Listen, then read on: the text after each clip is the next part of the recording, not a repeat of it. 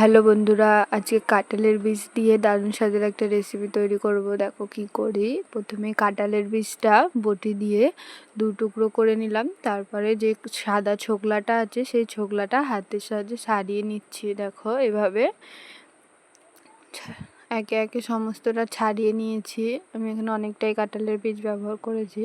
তারপর একটা pressure cooker নিয়েছি। প্রেশার কুকারে সামান্য জল দিয়ে কাঁঠালের বীজগুলো ধুয়ে ওর মধ্যে দিয়ে দিয়েছি আর গ্যাসেও বসিয়ে নিয়েছি।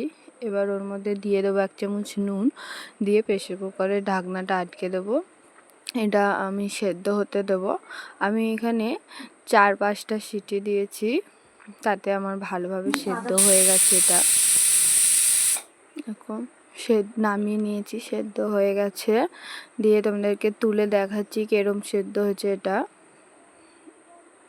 দেখো, আমি হাত দিয়ে টিপে দেখাচ্ছি একটা, দেখো কত সুন্দর সেদ্ধ হয়েছে। তারপরে একটা ঝুড়ির মধ্যে ঢেলে জলটা ঝরিয়ে নিচ্ছি। তারপর জল ঝরে গেলে একটা থালায় ঢেলে নিয়েছি। এটা যেহেতু গরম তাই হাত দিয়ে তো টেপা যাচ্ছে না, তাই জন্য আমি একটা গ্লাস দিয়ে এরকমভাবে করে নিয়েছি। ঠান্ডা হয়ে গেলে শক্ত হয়ে যায় একটু, তখন ডলতে সমস্যা হয়, তাই গরম অবস্থাতেই এটা করে নিয়েছি। এটা গরম অবস্থাতেই করে নিতে হবে।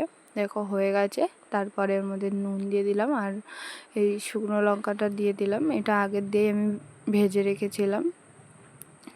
দেখো এই শুকনো লঙ্কাটা এখন নুনের সঙ্গে ডলে নেবো। নুনের সঙ্গে ডললে ভালোভাবে ডলা যায় শুকনো লঙ্কাটা দিয়ে। এটাকে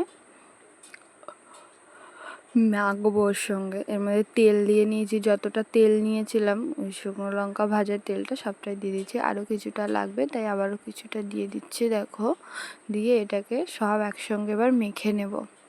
আমার ভিডিও যদি ভালো লাগে লাইক, কমেন্ট এবং শেয়ার করো। আর এরকম ভিডিও পেতে চ্যানেলটা সাবস্ক্রাইব করে দিও। কে কোথা থেকে দেখছো কমেন্টের মাধ্যমে জানিও। আর এইভাবে একবার অবশ্যই বানিয়েও দেখবে, দারুণ লাগে খেতে। যারা এগুলো পছন্দ করে না তারাও সুন্দর খাবে আর পছন্দও করবে। দেখো হয়ে গেল, কমেন্ট করে জানিও কেমন হয়েছে।